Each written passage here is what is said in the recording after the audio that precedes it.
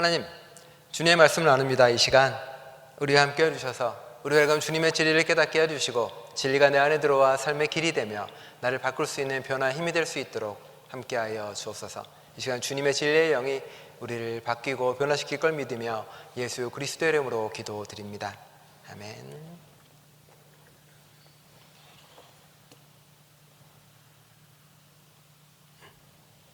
오늘은 저와 여러분들에게 하나님의 축복이 함께 하시기를 축원드립니다. 성서를 원래 낭독할 때 원래 여기서 했었잖아요, 항상. 그러다가 무릎이 불편하시는 분들을 위해서 밑에다 놔뒀거든요. 그러니까 어느 순간 모든 분들이 여기서 하시더라고요. 아닙니다. 원래 여기서 하는 게 디폴트고요.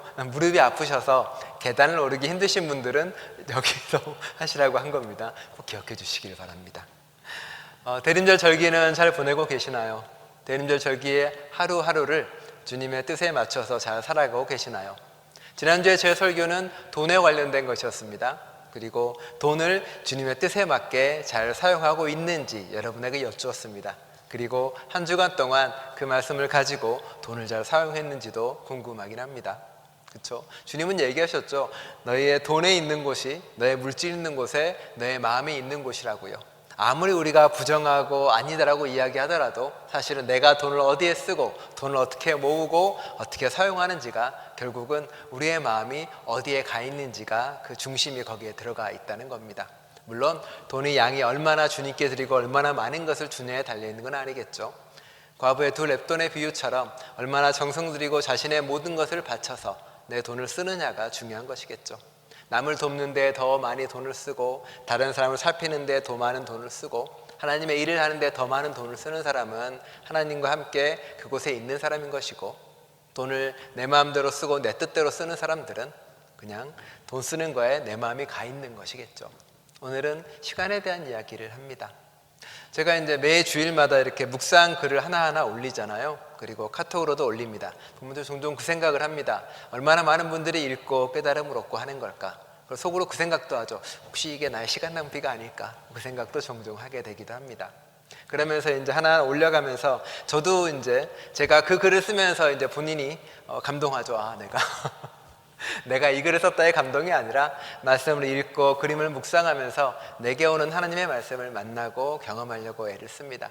지난주에는 평화에 관련된 걸 주로 많이 올렸습니다. 여러분은 거기에 올렸던 그림들을 하나하나 기억하고 계시나요? 한 사진 작가의 그림입니다. 우크라이나 전쟁이 벌어진 그 땅을 배경으로 하고 있고요. 총탄에는 러시아의 총탄에 의해서 혹은 우크라이나의 전쟁의 상황 속에서 파손된 자동차가 보입니다. 그리고 저 조그만 구석에 버려진 인형 하나가 보입니다. 가만히 이 사진을 보면서 느낀 건 그겁니다. 왠지 저 버려진 인형이 아기 예수처럼 느껴지는 마음입니다. 평화를 바라는 주님의 마음이 아기 예수로 이 땅에 오셨는데 어쩌면 저 버려진 인형처럼 평화도 이 땅에 버려지고 이 땅의 길거리에 굴러다니고 사라져버린 것이 아닐까라고 그런 생각이 듭니다. 저 버려진 인형의 눈동자가 저에게 그런 말을 하고 있는 것 같습니다. 너는 평화를 위해서, 나를 위해서 무엇을 하고 있는지 물어봅니다. 평화를 위해서 우리는 어떤 시간을 들이고 어떤 돈을 들이고 있을까요? 또 다른 묵상에 올렸던 그림입니다. 우리가 아는 크리스마스처럼 한 별이 밝은 빛을 비추고 어딘가를 비추고 있습니다. 아마도 베들레헴 땅이겠죠. 하지만 그 땅을 가지 못하는 사람들이 있습니다. 동방에서 온 현자처럼 저 세 명은 가고 싶은 그 땅으로 가지 못합니다. 팔레스타인 땅에서는 지금 수많은 사람들이 이스라엘에 의해서 학살당하고 밀려나가고 철책으로 쳐져서 자신의 고향마저 자신의 집마저 들어가지 못합니다. 평화를 바라는 마음, 평화를 바라는 사람들은 철책에 갇혀서 자신의 땅으로도 들어가지 못하고 평화의 곳으로 가지 못합니다. 평화를 쓰려고 애쓰고 노력하지만 쉽게 가지 못하는 땅에 있는 거겠죠. 팔레스틴에 지금 수많은 사람들은 고통과 굶주림, 철책에 사로잡혀서 평화를 바라만 볼 뿐 그곳에 가지 못하는 상황들입니다. 우리도 평화를 바라지만 어쩌면 세상의 장벽과 세상의 철조망 속에서 평화를 향해서 한 발자국조차 가지 못하는 게 우리의 그대로의 모습이겠죠. 우리는 왜 평화를 만들지 못하고 평화를 이루지 못할까요? 시간과 돈을 평화에 쓰지 못할까요? 저번에 말씀드린 적이 있지만 월스트리트에서 받는 그 사람들의 연 상여금 300억 달러인가? 그 돈만 있으면 세상의 모든 기아와 문맹과 질병을 다 퇴치할 수 있다고 하는데, 사람들은 그 나눔을 못해서, 돈과 시간을 나누지 못해서 세상에 평화를 만들지 못하고 세상에 희망의 씨앗을 심지 못합니다. 왜 그런 걸까요? 묵상 때 또 나눠드렸던 사진들입니다. 이 사진을 가만히 보시면 많은 인물들이 쭉 둘러서 있습니다. 모두가 하늘을 바라봅니다. 하늘 위에서 무언가가 내려오기를 간절히 바라는 희망일 수도 있겠죠. 그리스도의 평화가, 그리스도의 기쁨이 저들 속에는 기다림이 배어 있습니다. 하늘을 바라보며 무언가가 오기를 간절히 바라는 마음이 들어가 있죠. 누군가의 머리에는 새가 앉아 있습니다. 새가 노래하는 게 그 머리 위에 있지만 하늘을 바라볼 수 있습니다. 누군가의 머리에는 나무 뿌리가 자라납니다. 그래도 그 생명 속에 하늘을 바라봅니다. 누군가에게는 일상의 의자와 주전자 등등 살림거리가 있습니다. 그럼에도 불구하고 그들은 하늘을 바라볼 수 있습니다. 하지만 이 많은 인물 중 단 한 사람만은 하늘을 바라보지 못합니다. 누굴까요? 머리에 큰 왕관을 쓴 사람입니다. 그는 그 왕관의 무게로 인해 하늘을 바라보기보다는 그저 살짝 높은 거나 혹은 점점점 고개를 숙여가는 거겠죠. 권력이, 욕망이, 무언가를 많이 가진 사람은 하늘을 보고 기다리지 않습니다. 이미 모든 걸 누리고 있는데 그가 무엇을 기다리고 무엇을 바라겠습니까? 대림절을 기다림으로 보내는 사람은 간절함이 있는 사람들입니다. 평화가 오기를, 사랑이 오기를, 희망이 오기를, 기쁨이 오기를, 그 간절함이 대림절을 더 의미 있게 만들 수 있고 더 많이 만날 수 있는 겁니다. 그렇죠? 바라보지 못하는 거죠. 혹여 우리는 내가 대림절을 기다리지 못하는 것은 내 머리 위에 쓴 그 무언가가 있기 때문이 아닐까요? 이만하면 충분해. 나는 괜찮아. 나는 아무 상관없어. 나는 아무 문제 없어. 그 많은 것들이 우리는 세상으로 오고 있는 평화를 점점 밀어내고 있는 건 아닐까요?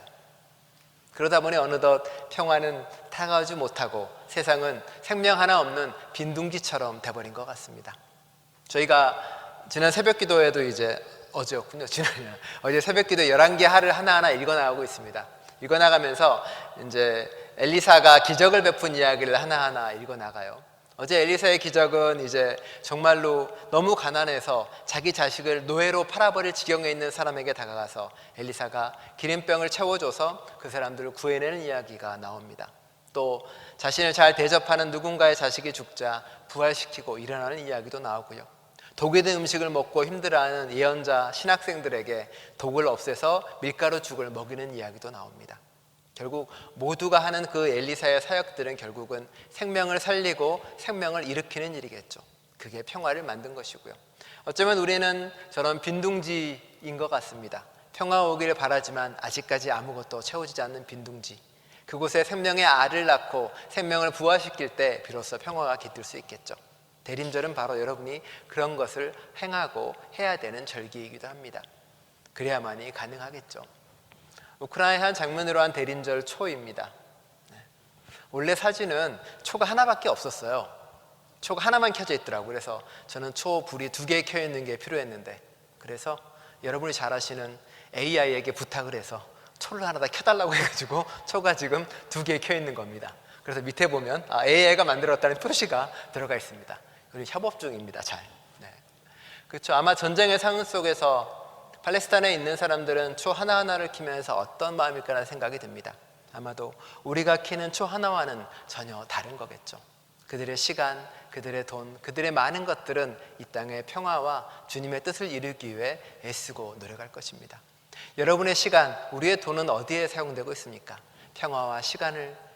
평화를 만들기 위해, 희망을 위해 하는 건가요? 아니면 그렇지 않는 길로 들어서고 있나요? 시간을 많이 쓴다는 것은, 시간을 누군가에게 쓴다는 것은 그만큼 누군가에게 마음을 두고 생각을 한다는 이야기겠죠. 시인 이재하는 사랑이라 부르는 순간에서 이렇게 이야기를 합니다. 사랑하다의 옛말은 괴다라고 합니다. 괴다는 생각하다와 같은 의미로 사용되었다고 하고요. 그렇다면 사랑한다는 것은 생각한다는 뜻일 것입니다. 무언가를 오래 생각한다면 그것은 사랑의 다른 얼굴을 드리겠습니다. 낡은 책을 아끼는 일, 아픔을 기꺼이 회복하는 일, 잠든 아기의 숨소리를 맡는 일, 이 모든 것은 오랜 시간을 들인 일입니다. 오래 지나오며 수겹의 감정을 가진 것, 겹겹의 시간을 쌓아올린 모든 것이 사랑이라는 걸 깨닫습니다. 시간이 쌓아야 우리는 그걸 사랑이라고 말합니다. 주님을 향한 시간이 쌓여야 우리는 그것을 신앙이라고 말합니다. 교회에 대한, 서로에 대한 것이 쌓여야 헌신과 돌봄이 되는 겁니다. 시간을 나를 위해 쓰지 않고 다른 사람을 위해 사용하고 하나님을 위해 쓰는 것, 그게 대림절 기간 동안 시간의 의미입니다. 그렇다고 그 시간을 내 마음대로 내 시간으로 쓰는 건 아니죠. 내가 뭘 하고 싶다고 해서 다른 사람의 시간을 뺏는다는 게 아닙니다. 무엇을 심고 무엇을 뿌리고 무엇을 나눠야 될지 비로소 우리는 알 수 있다는 겁니다. 여러분은 여러분의 시간을 때에 맞게 잘 쓴다라고 이야기하죠. 그때는 세상의 때와 다릅니다. 세상은 우리에게 계속 뭐라고 이야기하나요? 열심히 일해야 돼, 열심히 무언가를 해야 돼, 바쁘게 살아야 돼, 그래야만이 무언가를 할 수 있어, 노후를 준비해야 돼, 노후가 되었으니 이제 너는 그 쌓은 돈 가지고 잘 즐기고 잘 살아야 돼 라고 이야기를 합니다. 그게 세상이 말하는 시간이고 세상이 말하는 시간의 사용법입니다. 하지만 하나님은 전혀 다른 시간을 우리에게 말씀해 주셨습니다. 우리가 예전에 제가 십계명에 대한 강의를 할 때, 설교를 할 때 안식일에 대해서 설명한 적이 있습니다. 물론 아무 기억도 안 나시리라고 생각을 합니다. 안식일은 하나님이 우리에게 명령한 계명 중에 가장 큰 의미이기도 합니다. 그리고 그것은 정말로 쉬라고 한 계명입니다. 안식일에 쉬라는 말은 하나님께서 천지를 창조하시고 맨 마지막에 쉬었다라는 단어에서 비롯됩니다. 그 쉼의 뜻은 뭐냐면 하나님께서 깊은 숨을 쉬시고 회복하셨다라는 뜻을 가지고 있습니다. 그게 쉼의 뜻입니다. 회복하는 것. 그 회복이란 뜻은 하나님의 형상을 다시 회복한다는 것의 의미입니다. 얼마 전에 이제 필리핀 SDA 교회랑 이런저런 이야기를 나누다가 렌트 문제 때문에 이런저런 이야기를 하면서 이제 교회 사용을 가지고 이야기 나눴습니다. 그분들이 목요일 저녁에 혹시 교회가 비어라고 물어봅니다. 목요일 병에는 다른 데가 비어서 안 돼. 그러면 그래? 그러면은 주일날 저녁은 어때? 주일날 저녁은 시간이 가능해? 라고 이야기하다가 제가 물어봤어요. 금요일은 좋지 않니? 금요일 저녁에 모이면은 정말 너희도 좋고 다 시간도 되지 않냐? 그러더라고요. 그러다가 아차 하고 생각이 났습니다. 그분들은 안식일 교회입니다. 안식일 교회는 뭐냐면 유대교와 마찬가지로 금요일 해 질 때부터가 안식일의 시작입니다. 희한하죠? 해 뜰 때가 아니라 해 질 때부터입니다. 금요일 해 질 때부터니까 금요일 해 질 때부터 그들은 파티를 하거나 놀거나 이러게 하지 않습니다. 그리고 가장 흥겹고 즐거운 날은 토요일에 하는 거죠. 왜 금요일 해 질 때부터일까요? 회복의 시간입니다. 그리고 돌이킴의 시간이기 때문에 그렇습니다. 회복과 돌이킴의 시간이 단순한 개인적인 의미일까요? 그렇지 않습니다. 안식일에 계명이 나온 이야기 말씀드렸죠. 출애굽을 해서 그들은 광야로 떠돌아다니게 됩니다. 애굽 시절에서 그들은 제국의 시간대로 살았습니다. 노예로서, 하도급 노동자로서 더 많은 이윤과 더 많은 가치를 창출하기 위해 끊임없이 바쁘게 살았던 그 시간에서 그들은 이제 시간의 의미를 바꿉니다. 나 그렇게 바쁘게 살지 않을래. 나 그렇게 아둥바둥 시간을 뺏기며 살지 않을래. 내 시간은 하나님의 시간으로 살아낼 거야. 한 주일에 하나만은 노예도 쉬고 창조 세계도 쉬고 그리고 무생물조차도 그리고 나조차도 모두가 쉴 수 있는 회복의 시간을 가질 거라고 이야기합니다. 그건 단순한 회복이 아니라 이 세상에 대한 저항이기도 합니다. 이 세상의 시간을 바라보는 데 대한 저항이고 이 시간처럼 살지 않겠다는 저항이기도 합니다. 물론 이 모든 걸 지키기 위한 삶의 원칙은 하나 있습니다. 모든 사람들이 일주일에 한 번은 쉬어도 다 먹고 살 수 있는 사회가 된다는 원칙입니다. 그래서 그 원칙을 만들기 위해 어떻게 합니까? 안식일 저녁에는 음식을 다 모아다가 가난한 자든 빈자든 어떤 사람이든 간에 다 배불리 먹이라고 이야기합니다. 부자들이 다 자기 자신을 내어놓아서 모두가 다 함께 먹어야만이 가능하다라고 이야기합니다. 성서는 우리에게 하루쉼에 대한 시간에 대해서 그렇게 알려주고 보여줍니다. 그리고 우리에게 다시 말하는 거죠. 여러분에게, 우리에게 시간은 어떤 의미가 있는지, 하루하루 돈 버는 거라, 하루하루 뭐 하는 거라 바쁜 것인지, 즐기고 노는 거라 바쁜 것인지, 아니면 그 시간에 내가 하나님을 섬기고 다른 사람을 돌보고 누군가를 위해 기도하고 누군가를 위해 헌신하고 환대하면서 그로 인해 시간을 쓰면서 살아가는지. 생명의 주관자는 하나님이십니다. 하나님은 우리에게 시간을 주셨습니다. 대림절의 기간입니다. 여러분은 여러분의 시간을 어떻게 쓰시겠습니까?